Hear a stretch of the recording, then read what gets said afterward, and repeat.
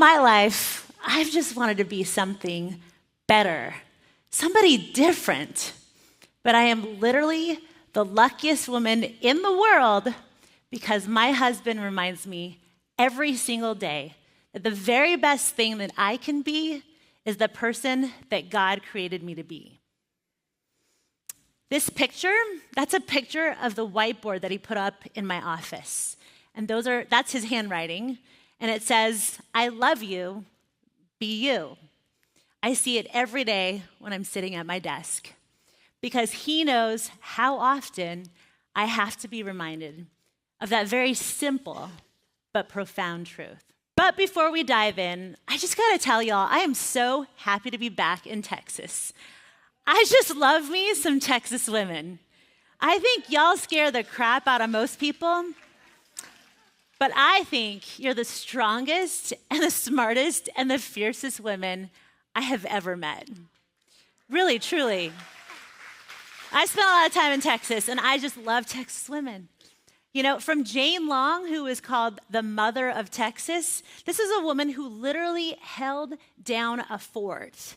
During the Texas Revolution, she was firing cannons and waving a red petticoat while pregnant and taking care of a toddler. And that's a Texan right there. To Bessie Coleman, she was the first African-American woman to ever earn a pilot's license. To Beyonce, Sasha Fierce herself, who actually has won more Grammys than any musician in history. Y'all Texas women, you're in a league of your own. And I love this part. I love that if you ask a Texas woman to describe herself, at the top of your list, you'd say, I'm a Texan. You just have so much pride in your state and where you're from. And honestly, as a Californian, I'm a little jealous. My love affair with Texas started back in August of 1999. It was literally one of the hottest summers on record. And I drove across country in my Ford Explorer with my dad from my college campus in Maine to Austin to work on then Governor George W. Bush's presidential campaign. In Austin, I fell in love with Tex-Mex. I'd never had it before. I now drink queso by the bowl. And I also fell in love with politics as I interned for 8 long, unpaid months, sending faxes, making copies, and getting people's lunches. It wasn't very glamorous, but I loved it. And that's probably because I wasn't like all of the other interns on the campaign. You see, I'm a daughter of immigrants, and everyone else came from really politically connected, well-known families, names that if I mentioned, you'd probably recognize. So I knew that I was super blessed to have this opportunity, which made me work harder than all the others. I spent nights and weekends working 24/7 at campaign headquarters. And then I had to work shifts at the Powerhouse gym down the street to pay for my very expensive political habit. Eventually, though, months of working 24/7, they just exhausted me. So I finally mustered up the courage to ask my boss for a full-time paid position on the campaign. A few weeks later, he called me into his office. He said, Denise, I have created the perfect position for you. I couldn't believe my luck. What is it? I said. He looked at me with this big grin on his face, and he said, Denise, you're going to be the new Hispanic coalitions coordinator. I don't know why y'all are laughing. Listen, he looked at me, and he was genuinely excited, and he expected me to come back with just as much enthusiasm. I tried not to let my confusion show, so I blinked really hard, and I took a moment to compose myself before responding, Gracias, señor. You see, my boss had never met my parents. I literally showed up on the campaign doorstep like an orphan. So there's no way that he could have known what I knew and what 23andMe confirmed decades later, that I'm 50% white, 50% Chinese, and 0% Hispanic. I didn't blame him, though. I understood why he thought I was Latina. Look, I am as ambiguously ethnic as it gets. And in my desperation to be legit, I embraced my new role with so much gratitude. I fell in love with the Latino community as I led 28 states of Hispanic outreach, fighting tooth and nail for signs that read, "Viva Bush!" I traveled all over the country representing President Bush, and I met with national Latino leaders and even worked closely with George P. Bush, his half-Mexican nephew. Naturally, everyone I worked with assumed I was Latina, and they called me mija. They spoke to me in Spanglish. I understood about half of it, and they treated me as one of their own. So after months of walking, talking, and politicking like a Latina, I actually kind of forgot that I was Chinese. I let my job, my colleagues, and my new career brainwash me into believing that I was somebody that I actually wasn't. Being a fake Latina literally became my identity, because it was the only thing that I was known for in my new political world. This delusion, eventually, it came to a screeching halt. When in January of 2001, I attended President George W. Bush's inaugural ball in DC with my parents. Since they were my guests, they attended all of the events with me, which genuinely confused my campaign colleagues.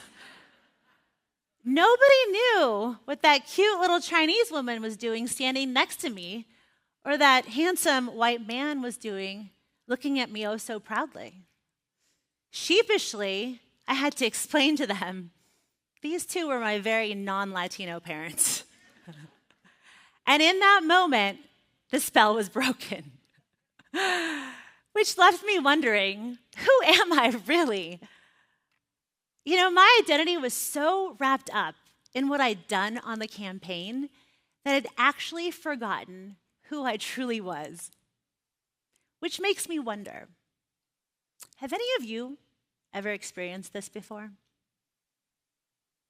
Maybe you took a job, maybe you picked up a hobby, maybe you signed up for a political party that became such a huge part of your identity that you lost sight of who you actually were. An example from my world of politics is that people who are truly wonderful human beings, they can turn into full-blown psychos, on social media especially, when they identify too closely with a party or a candidate. And it's all because they've bought into an identity that isn't actually who God created them to be. As a political commentator, I find myself getting sucked into this trap all the time. I feel the tension between speaking God's truth on TV and saying what the network's actually paying me to say.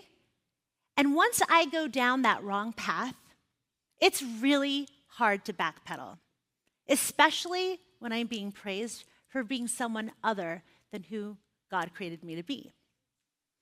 Sadly, I see this in the church too. When good, God-fearing people say the nastiest things about politicians they don't like, and they would even justify doing so. It's a classic case of forgetting that we are all ambassadors of Christ first, and everything else, everything, is a distant second.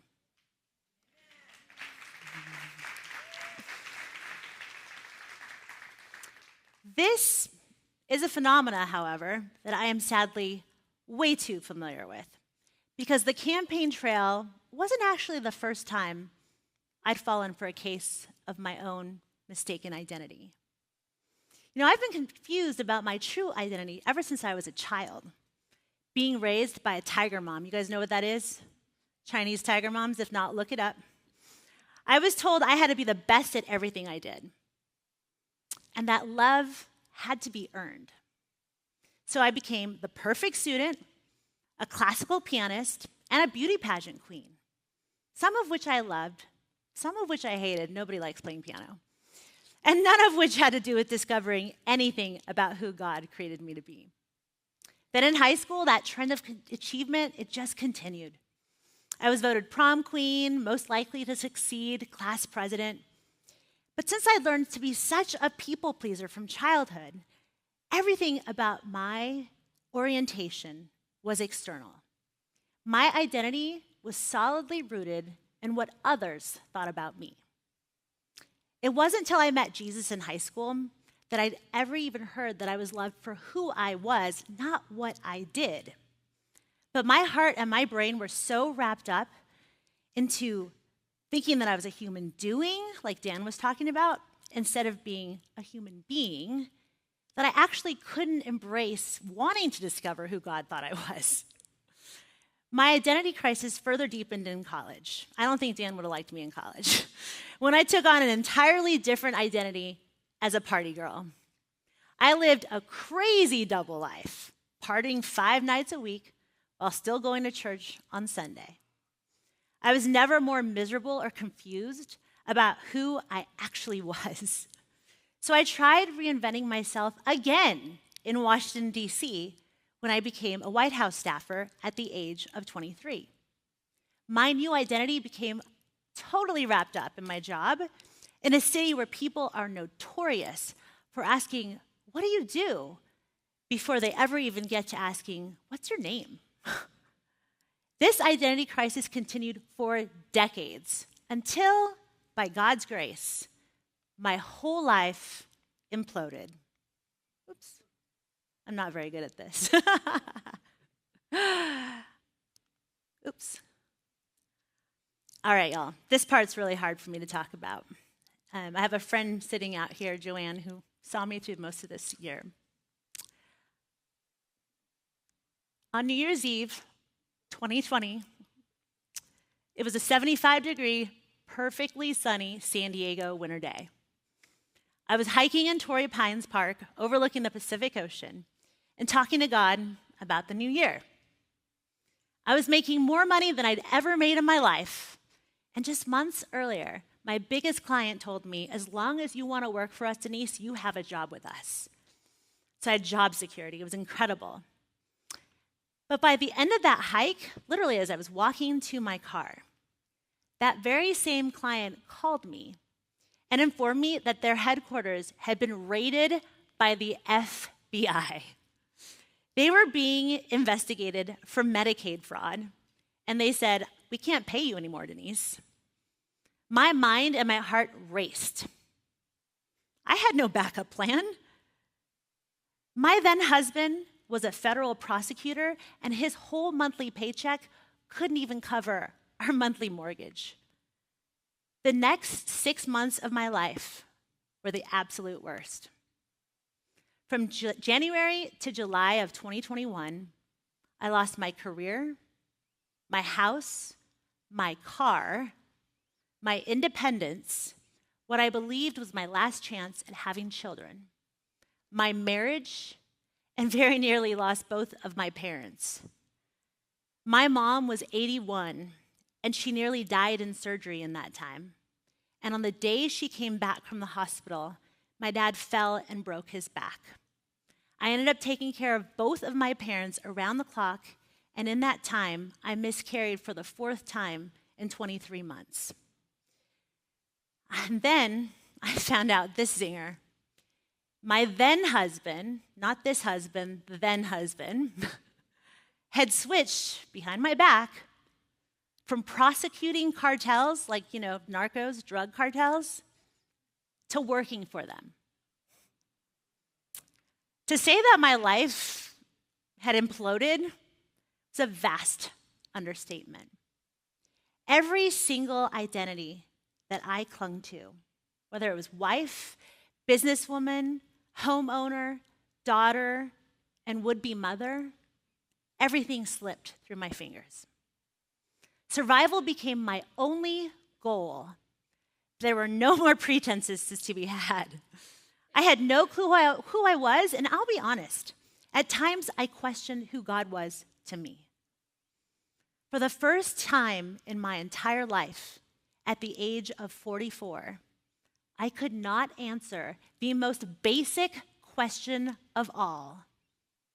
Who are you?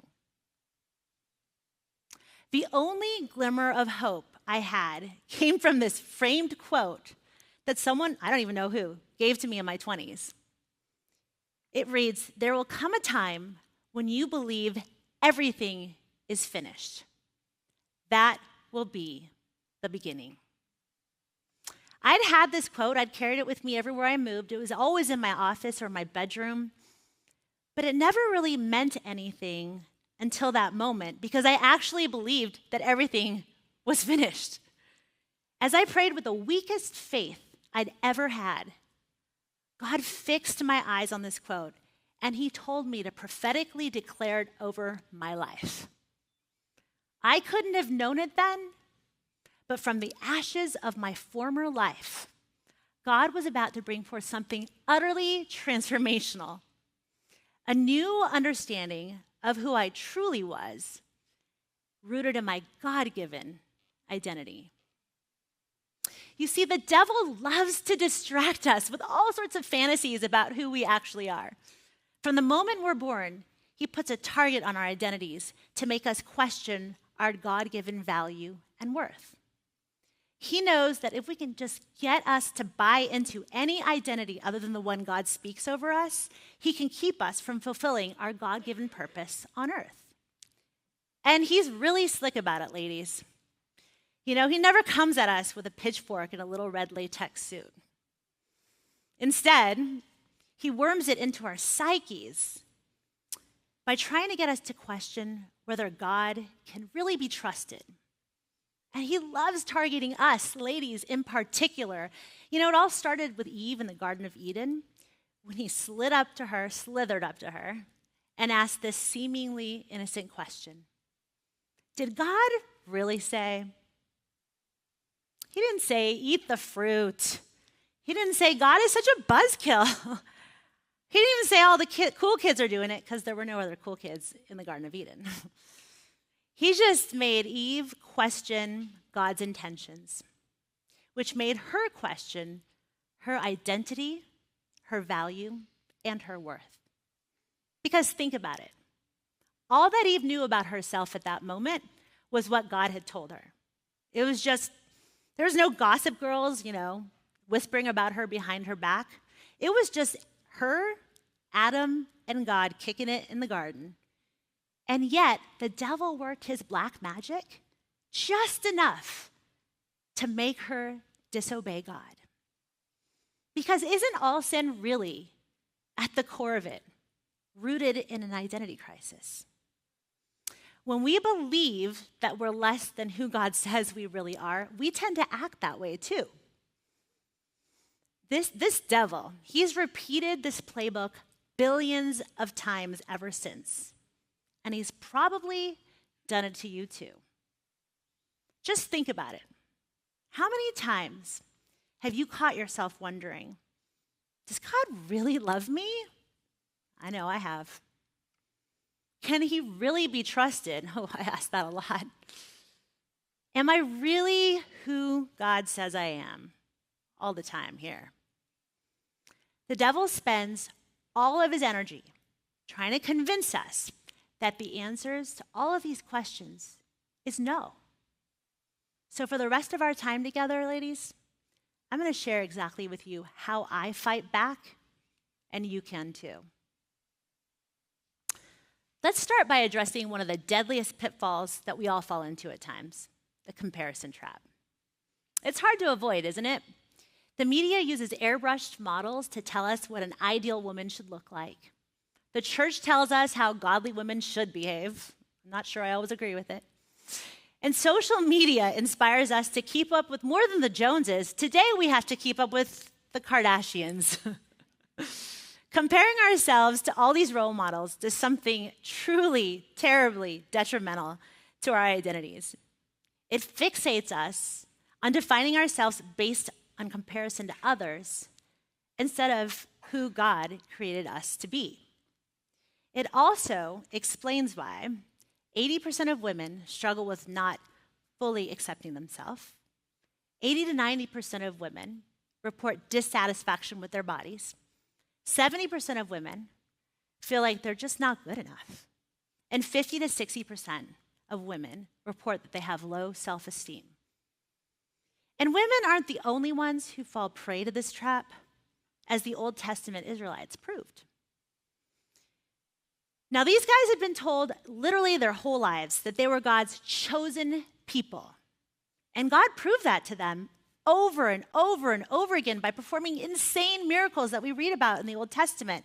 Things like sending a bunch of nasty plagues on Pharaoh to make his people go, parting the Red Sea, no big deal, feeding them with manna and quail that literally fell out of the sky, and making water flow from rocks just so that they could stay dewy in the desert. The list goes on.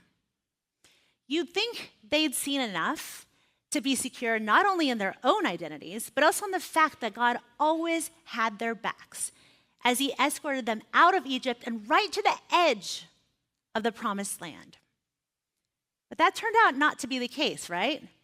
Because when Moses sent 12 spies in to check out the promised land, 10 of them came back and said, impossible. There are giants and fortified cities and bears. Oh my, we can't do this, God. And then they said something that explained it all. They said, we were like grasshoppers in our own eyes and also in theirs. The theirs was the giants that they had seen. Notice they didn't say that the giants told us we were like grasshoppers. They just said we were like grasshoppers in our own eyes. And then they projected what they thought about themselves onto the giants. This false identity is what kept them in the desert for 40 more years, until that losing mentality died and all who carried it.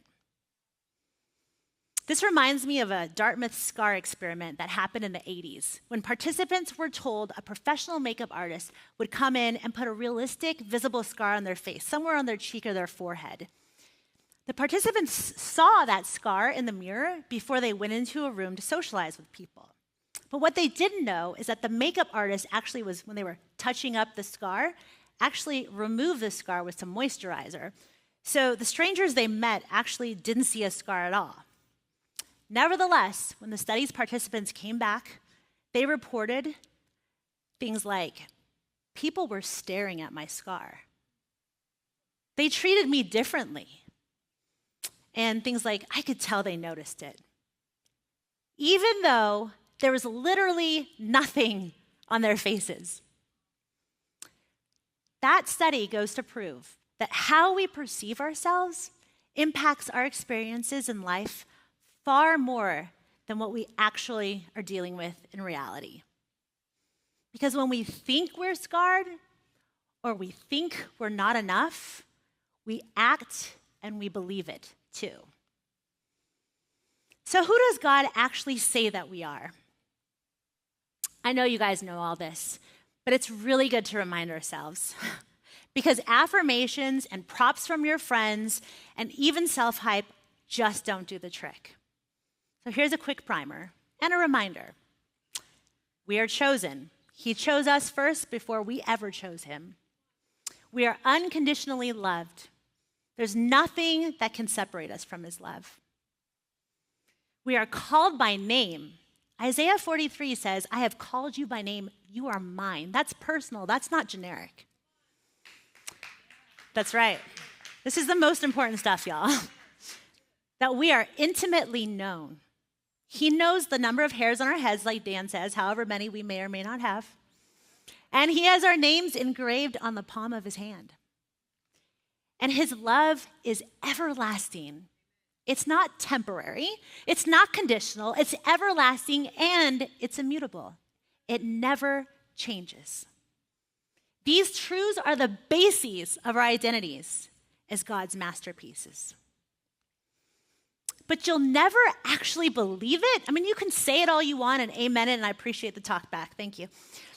But until you're ready and willing to embrace and believe what God says about who you actually are, and God won't force you. Remember that. He's given us free will. Each of us actually has to choose for ourselves what we believe about our identities. So the million-question dollar that remains is, are you ready to step out of your false identities? Are you ready to step into who you truly are? I hear a little yes, but I'm going to say it one more time because I want to hear everyone say yes. Ready? Are you ready to step out of all of those false identities, all those defeated identities, so that you can step into who you truly are, who God says you are? There we go. Thank you. So let's talk about how we do that. First, we start by acknowledging that Satan is a lying liar who lies, and nobody is immune to his lies. Satan even tried to come after Jesus. Remember when Jesus was fasting in the wilderness for 40 days? Satan was bold enough to come up to him and say, if you are the Son of God, turn these stones into bread. But Satan knew full well who Jesus was. He just wanted to see if he could get Jesus to question it and disobey God. But notice what Satan didn't say. He didn't start by tempting Jesus to sin. He didn't say, man, aren't you hungry? Why don't you make yourself a nice little lunch out of those stones? Nope. He just went straight after Jesus' identity, knowing that if he could get Jesus to doubt who he was, he would get him to fall out of perfection and into sin. Obviously, perfect Jesus, God in a bod, as I learned in Sunday school, didn't fall for Satan's lies. But the fact that Satan targeted him means that we should expect him and be ready for him when he comes after us. And when, not if he does, we've got to counter his lies with God's written and revealed truth. As it says in John 8:32, this is my life verse, then you shall know the truth, and the truth will set you free.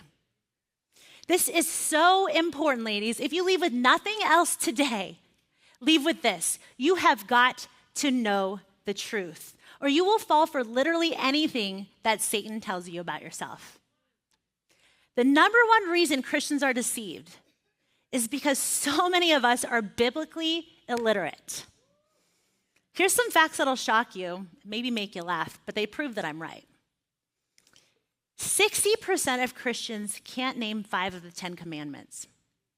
Fewer than half of all Christians can name all 4 gospels. This one's bad, y'all. 12% of Christians believe that Joan of Arc was Noah's wife. Ouch.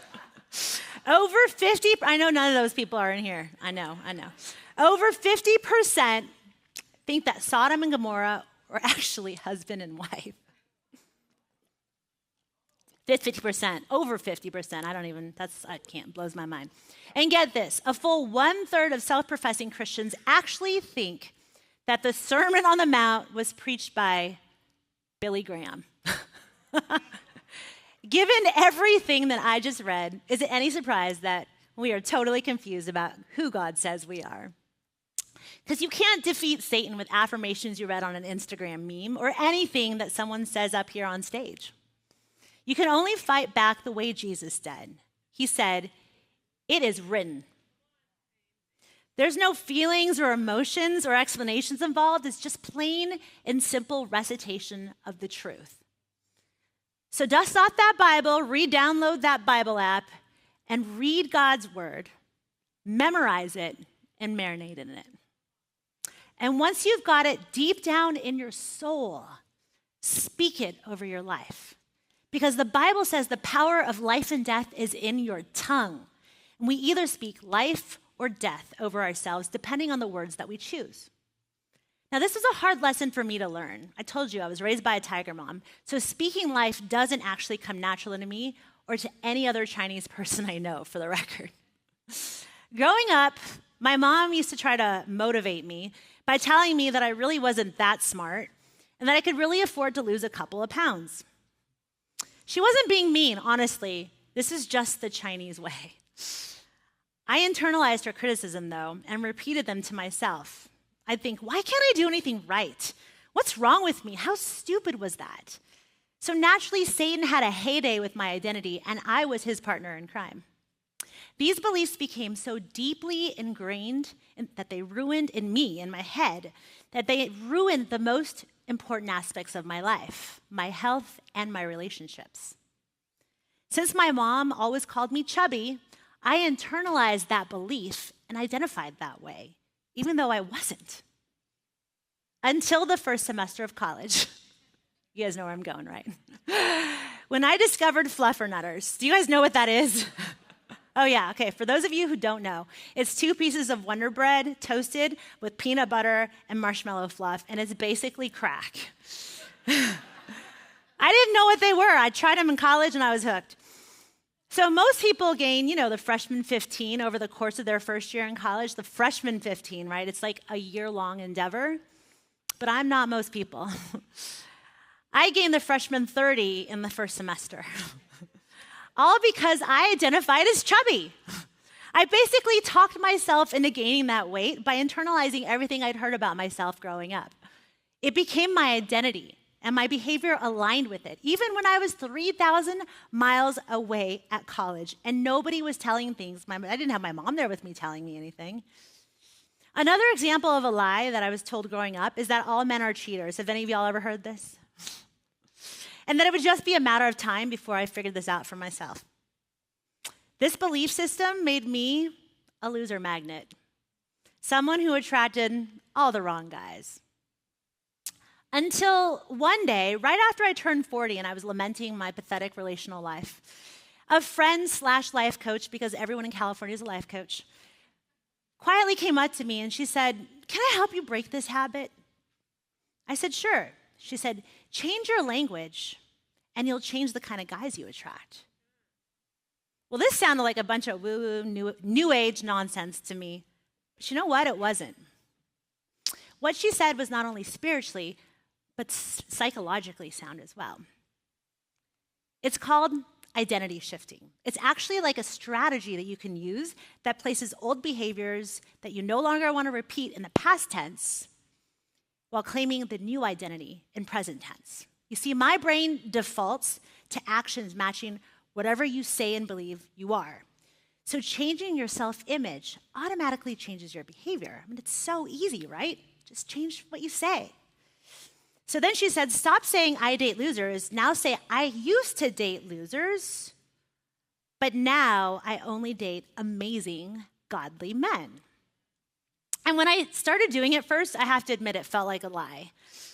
Because I pride myself in being a realist. I deal in facts. And my fact pattern, as evidenced by the tear-stained words in my journal, was that I only date losers. But I faked it till I made it. And I spoke life over myself. And I got a corresponding identity shift, which led me to choose the amazing husband that I've been bragging about all morning. He's the best. He's back there. He has a brother, but he's taken, sorry. It turns out James Clear is right. Real change only happens when you shift who you believe you are, not just what you try to do. Oh, now this is my favorite part of the talk. So now that we've learned how to change what we believe about our identities, we've got to do our part to make the new beliefs stick. And because old habits die hard, you got to burn the ships or it's too easy to float back to those old identities. It's kind of like throwing out your old going out clothes. You guys are going to so understand this. I could never say this in a mixed group, okay? This is a women's only talk. It's kind of like throwing out my old going out clothes after I got serious about Jesus. Those clothes no longer represented who I was, and keeping them in my closet honestly just made me feel a lot of shame and regret about the choices I made when I wore them. So listen closely. You're not going to hear this in a pulpit, but it's 100% true. Jesus wants us to replace our old clothes with new ones. He really does. After all, he's the one that invented shopping. And here's biblical proof that it's true. In Matthew 12, Jesus talks about this empty house that's got a demon in it, and the demon's cast out, and it leaves this house orderly and empty. But since nature abhors a vacuum, The empty house is susceptible to a reinfestation of demons that would leave the house way worse than it was before. Now let's apply this lesson to our closet analogy. I love the closet analogy. But instead of demonic spirits, we'll just say that our closets were filled with clothes that were previously too tight, too short, and maybe a little too low cut. Possibly even a pair of 6-inch platform stilettos that you might have worn once upon a time at a club. Maybe that's just me. When we cast those clothes out of our closet, it becomes empty, orderly, and clean. All the remnants of our past life have been tossed or donated to Goodwill. Hopefully tossed. And because this closet is now sitting empty, it has to be filled again. I call this the dangerous middle. It's where we're empty and clean, but we're looking to be refilled, and we have to choose wisely. That's why it's critical that we replace, this is so important, ladies, we have to replace our old shopping, write this down. You have to replace your old shopping habits with new ones, unless you risk going back to Forever 21 in your 30s, 40s, 50s, and beyond. How does this happen? How do we end up at Forever 21 again? It's because we know everything about that store. It's familiar, it's cheap, it's easy, and it's in every mall. So in order to break this curse, we have to replace our old shopping habits and renew and upgrading them by taking our cute selves to Nordstrom. And then we have to reinforce those new Nordstrom habits by going back a lot. Scripture basically says this when Jesus talks about new wineskins. You can't just put new wine in old wineskins, or the old skins burst at the seams. Well, the same thing goes for our identities. You can't put those old mindsets in places that no longer align with the truth of who we actually are. And that, my friends, is a classic example of how my mind thinks. It's Denise's standard version of Scripture, and it always ends with, let's go shopping. Let's see. Oops, almost there. Babe, can you fix that? There we go. So before you jump online and start looking for new clothes, don't tell me I'm not a motivational speaker. I'm going to share the practical things I've done that help me make a shift in identity. You know, I invest in my body and my health all the time by hiring trainers and nutritionists and joining a gym and working out. And we should do the same thing with our minds. So there's some of the things that worked for me. I love talk therapy. It helps me verbally process what I've experienced in the past, and it exposes the lies I believe about myself. I love group therapy because it makes me feel just a little less crazy, and it's a little more fun to do stuff like this, like the hard work in a group. EMDR uses neuroscience to rewire trauma in the past so I can defang and decommission anything that once shaped me. Life coaching, you know, we got a dime a dozen in California, come on out. It helps me think about how I respond to life in the future. And finally, maybe most importantly, y'all, and I grew up Baptist, I became a Pentecostal a little later in life, but deliverance and healing ministry helps me address the spiritual roots of everything that plagues me.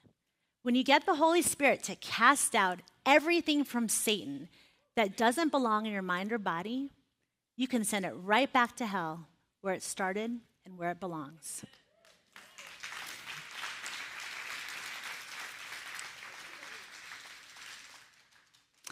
Another tactic that I use to help me stay anchored in my God-given identity is to get rid of people who try to reinforce what Satan says about me. It's called setting boundaries. And as a natural people pleaser, this one was hard. Church culture got me so confused. I thought that loving my enemies meant letting people in who weren't deserving of having access to my heart. But once I learned the truth, that boundaries were actually not only right, but scriptural, you know, the whole guard your heart thing, everything changed. I learned that nothing could be more loving than drawing firm boundaries around my heart to protect my peace, my purpose, and most importantly, my identity. These two books changed my life. I was actually forced to read Boundaries when I was a missionary because I had to share a room with so many girls and a bathroom with 15 other girls as an only child. So I had to learn about boundaries.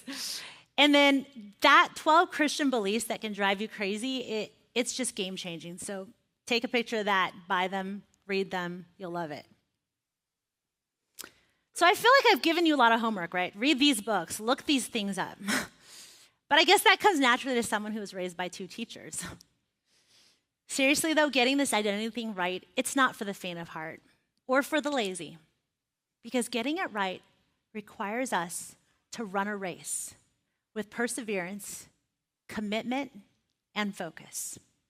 Hebrews 12:1 tells us to run, not walk, run with perseverance the race marked out for us. Meaning we're called to run, again, not walk, run, but only in the lane that God has called us to run in, not in someone else's. So how do we do that? Well, Hebrews 12:2 very handily tells us, by fixing our eyes on Jesus. Because it's 100% true that wherever you focus is where your mind and body go. Just ask any kid whose parents try to teach them how to ride a bike. My dad always said, look where you want to go, kid, not where you don't. But I was a slow learner, and I stared at the only pole in the middle of the playground, and guess what? Out of all that space, I managed to hit it. See, Jesus wants us to be way smarter than I was. That's why he tells us to fix our eyes on him. And when we do, we experience the incomparable joy of knowing we're exactly who God created us to be. So I'll end where I started today, by encouraging you like my husband encourages me all the time. And right before I stepped on the stage, he said this to me: always and only be you. And you know what? Everyone else is already taken. Thank you.